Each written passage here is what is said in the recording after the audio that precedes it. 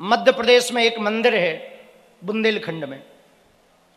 उस मंदिर का एक नियम है, महीने में एक बार राम जी का मंदिर था मध्य प्रदेश में, अभी भी है। उस मंदिर में महीने में एक बार राम जी को मंदिर से बाहर बैठाया जाता है दर्शन के लिए। लोग दर्शन करने आए हुए बाहर बैठते हैं राम जी और सबको आशीर्वाद देते हैं। इसके बाद अंदर रख दिया जाता है। एक नक्षत्र है पुख नक्षत्र, उस नक्षत्र में राम जी बाहर आते और अंदर चले जाते। एक घटना घटी सत्य। एक बार उस मंदिर में महीने में पुख नक्षत्र आया तो जो पुजारी जी थे बड़े बड़े भक्त थे, छोटे से राम जी की मूर्ति ऐसी गोद में उठावें, बाहर आसन पर बैठा देवें, रात भर कीर्तन करें। एक लंगोटी एक फटा हुआ कुर्ता यही पहनकर रहते और दिन भर कीर्तन करते, सीताराम सीताराम सीताराम। राम जी की खूब सेवा करते मन से। गांव के लोग बड़े जलते थे, एक दूसरे पुजारी भी थे, वो इनसे बड़ा जलते थे। एक दिन कमेटी ने इनको हटाने के लिए एक षड्यंत्र रचा। ध्यान से सुनना, षड्यंत्र ये रचा, इनको झूठे मुकदमा में फंसाने के लिए एक महिला को तैयार किया। महिला ने थाने में जाकर के रिपोर्ट लिखवाई, 50,000 रुपया उस महिला को दिए, रिपोर्ट लिखवाई कि अमुक अमुक पुजारी जी ने हमारे साथ गंदा काम किया। दंग जी बहुत सत्य बात बता रहे हैं हम आपको, सत्य घटना। इतना सुनते ही पुलिस ने पुजारी जी को पकड़ लिया। पुजारी जी रोने लगे, हम बहुत साधारण हैं, हमने किसी की तरफ माता बहन की अलावा नहीं देखा, हमसे कोई भूल नहीं हुई, हमें क्षमा करो। उस महिला ने झूठ बोला होगा। पुलिस बोली ये सब बयान तुम कोर्ट में देना, हमारा काम है पकड़ना। चलो पुजारी जी ले गए। राम जी मंदिर के बाहर धरे रहे और रात को ही पुजारी जी को पुलिस पकड़ के ले गई। सुबह राम जी को अंदर लाना था। कमेटी बैठी कि अब पुजारी जी तो जेल चले गए हैं, कोई दूसरा पुजारी नियुक्त करो। तो जिस पुजारी जी ने यह षड्यंत्र रचा था उन्हीं को पुजारी बना दिया रात में। आहा, पुजारी जी थाने में आए, जो पहले वाले पुजारी थे, श्री वेद प्रकाश मिश्रा उनका नाम था। थाने में आए, कोठरी में बैठकर श्री वेद प्रकाश मिश्रा जी राम जी की स्तुति गाने लगे। श्री रामचंद्र कृपालु भजमन हरण भो भय, नव कंज लोचन कंज मुख करी, कंज पद कंजा, कंदर्प अगणित अमिट छवि नव नील नीरज सुंदरम, पटु पीत मानव तड़ित रुचि सुचि नौमि जनक सुतावरम, भजुदीन बंधु दिनेश दानव दैत्य वंश निकंदनम, रघुनंद आनंद कंद कौशल चंद्र दशरथ नंदनम, सिर मुकुट कुंडल तिलक चारु दारु अंग विभूषणम, आजानुभुज सर चाप धरि संग्राम जित खर दूषणम, इति बदति तुलसीदास शंकर शेष मुनि मन रंजनम, मम हृदय कंज निवास कुरु कामादि खल दल। ऐसी स्तुति गाते गाते रोने लगे, आंखों में आंसू आए। हे प्रभु, हमने आज तक किसी का गलत नहीं किया, कोई अपराध नहीं किया, लगता है हमसे कोई बहुत बड़ा अपराध हो गया जो आपकी सेवा से हम दूर हो गए। हे राम जी, हे रघुनाथ जी, हमें यह दुख नहीं है कि हमें जेल आना पड़ा, हमें यह भी दुख नहीं कि हमारे ऊपर आरोप क्यों लगा। प्रभु, हमें दुख यह है कि जेल में हमें आपकी सेवा नहीं मिलेगी, हम आपकी सेवा से दूर हो गए। प्रभु, और तो सब ठीक है, एक बात बोले हम राम जी। हाथ जोड़कर वहीं कोठी में बैठे बैठे रोते हुए बोले, प्रभु, हमारे जैसे आपको लाखों भक्त हैं, पर हमारे लिए तो एक आप ही हो, आपके अलावा कोई नहीं है, संसार में हमारा कोई साथी नहीं। एक बात और बताएं राम जी, हमारी कोई जमानत करने भी नहीं आएगा, ध्यान रखना। कि जमानत करने आवे। ऐसा कह के फूट फूट कर रोने लगे। आहा, राम जी की स्तुति की, हनुमान जी का गीत गाया, संकट मोचन हनुमाष्टक गाया। बाल समय रवि भक्ष लियो तब तीनों लोक भयो अंधियारो, ताई सुत्रास भयो जग को यह संकट काहू सो जात न टारो। हनुमान अष्टक गाया। इधर जब तक सुबह हो गई, सुबह हुई तो नवनियुक्त पुजारी जी खूब खुश कि अब आज से हम पुजारी हैं। और मन ही मन बोले, देखो हमने कैसी चाल चली, पुजारी जी अब जिंदगी भर बाहर नहीं निकले और दाग लग गया, कोई सेवा नहीं मिले।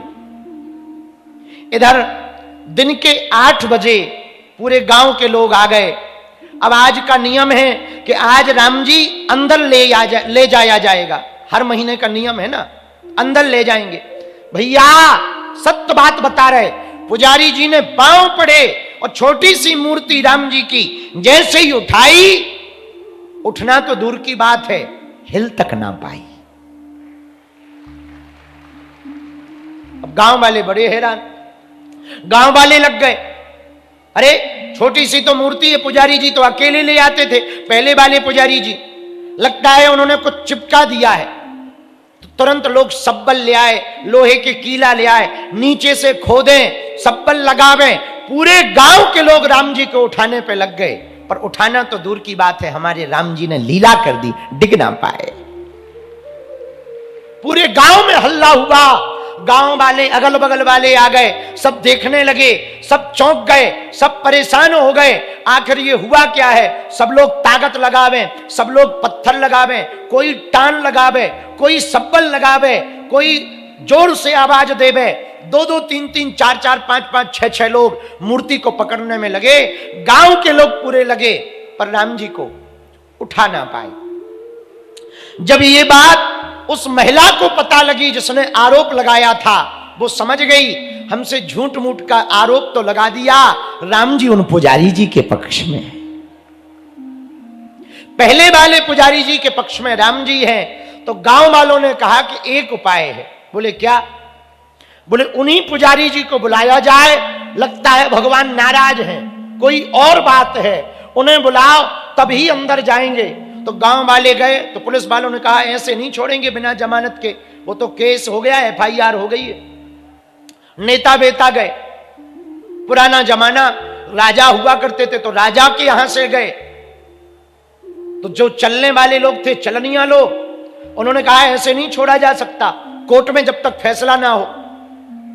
पुजारी जी बोले हम भी तब बाहर जाएंगे जब हमारा फैसला हो जाएगा। यदि हम अपराधी हैं तो जेल में ही प्राण त्याग देंगे, यदि अपराधी नहीं हैं तो राम जी हमें सेवा में जरूर बुलाएंगे।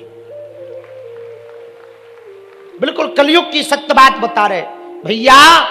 भगवान ने ऐसी मति उस महिला की करी कि वो रोती रोती थाने में आई और हाथ जोड़कर बोली हमसे भूल हो गई, इन लोगों ने 50,000 रुपया देकर के हमसे ये केस करवाया है, ये केस गलत है, हमें क्षमा करो। 2 दिन में ही अदालत से उसका फैसला हुआ। राम जी तब तक वहां पर चौक में बैठे रहे और पुजारी जी को बाइज्जत बरी छोड़ दिया गया। अब आगे की बात सुनो। जैसे ही पुजारी जी को छोड़ा तो वो गाड़ी से नहीं आए, पैदल पैदल दौड़ते दौड़ते आए। पांव में कुछ पहने नहीं, फटी हुई तौलिया पहने, फटा हुआ कुर्ता पहने, लंबी लंबी जटाएं, काला शरीर, भागते भागते दौड़ते दौड़ते पसीना में लथपथ, मुंह सूख गया। 2 दिन से पानी तो पिया नहीं था, भोजन तो किया नहीं था। भागे भागे आए, चौक में राम जी बैठे हुए थे, आकर दंडवत प्रणाम किया और राम जी से रोते हुए बोले 2 दिन से तुम यहीं बाहर बैठे हो, शर्म नहीं आती है? बीमार पड़ जाओगे, तबीयत खराब हो जाएगी, राजा हो, पेट खराब हो जाएगा, धूप लग जाएगी। ऐसा कह के रोते रोते तुरंत राम जी को उठाया। एक क्षण में राम जी फूल की तरह उठ गए और गोद में ले जाकर रोते हुए राम जी को जाकर के अंदर स्थापित कर दिया। राम जी विराजमान हो गए। मेरे प्रियजनों, आहा धन्य है प्रभु। दीनानाथ अनाथ का भला मिला संजोग, यदि अब तुम तारोगे नहीं तो हंसी करेंगे लोग। भैया यदि तुम भगवान के भरोसे हो जाओगे, हम दावे के साथ कहते हैं, तुम्हें दुनिया की तरफ आशा की निगाह से नहीं देखना पड़ेगा। और तो दूर की बात, औरों की क्या कहें, हम अपनी ही बात बताएं। कल जब हम आ रहे थे यहां रामगंज मंडी,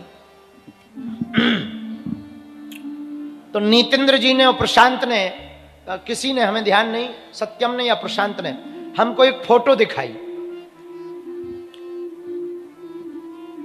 उस फोटो में इस कथा के मुख्य यजमान और इस कथा की संरचना करने वाले श्री मदन दिलावर जी की फोटो थी, और वो गरीब माताओं के साथ बैठ करके रोटी खा रहे थे।